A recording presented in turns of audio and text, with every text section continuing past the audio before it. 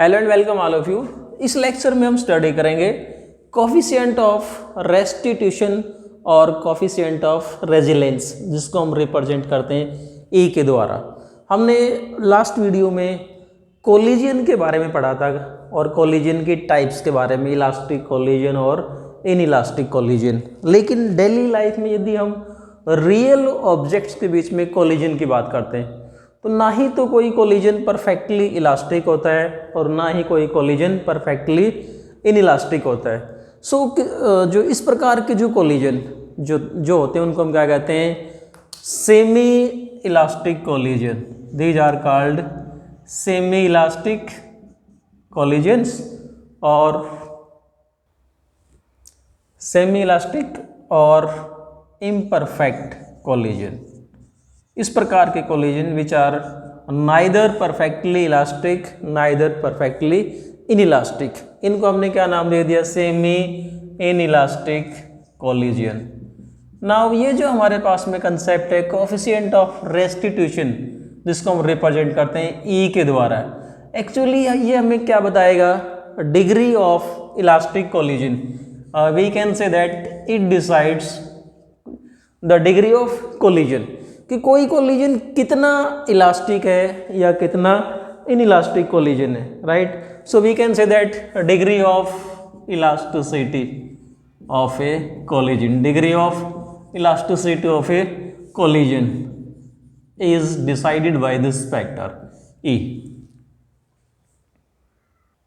So, how we will define coefficient of restitution or coefficient of resilience? Suppose we have two objects of mass m1 and m2 initially moving along a straight line with velocity u1 and u2. Right, then suppose here they crash into each other, or we can say that this is the condition during collision. After collision हम ये मान लेते हैं कि जो पहला जो object है उसकी वेलोसिटी कितनी होगी, v1, और जो सेकंड जो ऑब्जेक्ट था उसकी वेलोसिटी क्या मान लेते हैं, v2, राइट। कोलिजन से पहले वेलोसिटी क्या क्या है, u1 और u2, कोलिजन के बाद में वेलोसिटी क्या है, v1 और v2। नाउ देखो, two objects of mass m1 m2 are moving along a straight line, इनके बीच में कोलिजन कब होगा, when u1 is greater than u2। So u1 u2 की तरफ जिस वेलोसिटी से अप्रोच कर रहा है, जिस वेलोसिटी से इसके नज़दीक पहुंच रहा है, उसको हम क्या बोलते हैं, relative velocity of approach, relative velocity of approach, relative velocity of approach. जिस वेलोसिटी से पहला ऑब्जेक्ट जिसका मास कितना था m1, ये m2 की तरफ रीच कर रहा है, पहुंच रहा है, जिस वेलोसिटी से इसके रेस्पेक्ट में ये पहुंच रहा है, ये क्या होगी, u1 minus u2। This is relative velocity of approach. आप याद कीजिए, हमने कंसेप्ट पढ़ा था रिलेटिव वेलोसिटी, जब दो ऑब्जेक्ट एक ही डायरेक्शन में मूव करते हैं, then relative velocity of u1 with respect to u2 क्या होगी, u1 माइनस u2। नाउ यहाँ पर क्या हुआ, इन दोनों के बीच में कोलिजन हुआ। कोलिजन के बाद में सेपरेशन कब होगा, if v1 is if velocity of second object is greater then velocity of first, या यूँ कहते हैं कि दोनों की वेलोसिटी अलग अलग हो, तब इनके बीच में क्या होगा, सेपरेशन। सो यदि यहाँ से हम रिलेटिव वेलोसिटी ऑफ सेपरेशन निकालें, रिलेटिव वेलोसिटी ऑफ सेपरेशन कब, after collision, relative velocity of separation after collision, then it will be equal to, we can say that this is equal to v2 minus v1, v2 की relative velocity v1 के respect में, that is equal to v2 minus v1। So ये जो हमारा concept है coefficient of restitution, it is the ratio of these two velocities। किस किस का रेशियो है, relative velocity of approach to relative velocity of separation। so we can write coefficient of restitution E as relative velocity of separation, क्या हुआ, v2 minus v1 upon relative velocity of approach that is equal to u1 minus u2। ये जो ratio है, इस ratio का नाम क्या है? Coefficient of restitution. और v2 माइनस v1 क्या है? This is relative velocity of separation. कब? After collision. कोलिजन के बाद में जो रिलेटिव वेलोसिटी ऑफ सेपरेशन है 2u1 माइनस u2, ये क्या है? This is relative velocity of approach. और ये किस कंडीशन में? Before collision. कोलिजन से पहले जो रिलेटिव वेलोसिटी ऑफ अप्रोच थी, इनके रेशियो को हमने क्या नाम दे दिया? e। अगर ये दोनों बराबर हों, if e is equal to 1, किस कंडीशन में हो सकती है e is equal to 1? If relative velocity of separation after collision is equal to relative velocity of approach, तो उस केस में e किसके बराबर आएगा?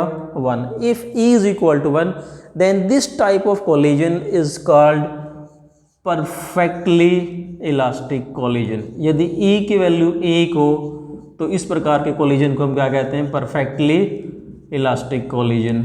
If value of e is equal to 0 then if e is equal to 0, तो इस प्रकार का जो कोलिजन होगा वो कौन सा कहलाता है? Perfectly, that is called perfectly in elastic collision. So हमारी डेफिनेशन क्या थी कि ये जो कोफिशिएंट ऑफ रेस्टिट्यूशन, ये क्या डिसाइड करता है? It decides the degree of elasticity of a collision. कोई कोलिजन कितना इलास्टिक है, कितना इनइलास्टिक है। सो हमारे पास में कंडीशन आ गई for all types of collision. किसी भी प्रकार का कोलिजन हो, जो e की जो वैल्यू है, वैल्यू ऑफ e किसके बीच में होगी? We can say that value of e for all type of collision lies between 0 to 1। किसी भी प्रकार का कोलिजन हो, e की वैल्यू 0 से 1 के बीच में होगी। If value of e is equal to 0, तो कौन सा कोलिजन है? Perfectly inelastic collision, right. So perfectly inelastic collision के केस में क्या होगा? देखो e की वैल्यू 0 कब हो सकती है? एक ही कंडीशन है, जब v2 माइनस v1 क्या हो? 0, right.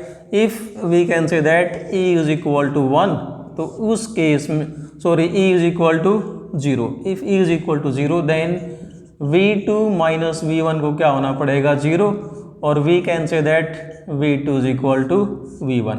It means two objects after collision move with a common velocity, तो उस कोलिजन को हम क्या कहते हैं? Perfectly inelastic collision. और हम डिफाइन कर चुके हैं परफेक्टली इनइलास्टिक कोलिजन में क्या होगा? दो ऑब्जेक्ट एक कोलिजन के बाद में कॉमन वेलोसिटी से मूव करते हैं, then that collision is known as perfectly inelastic collision.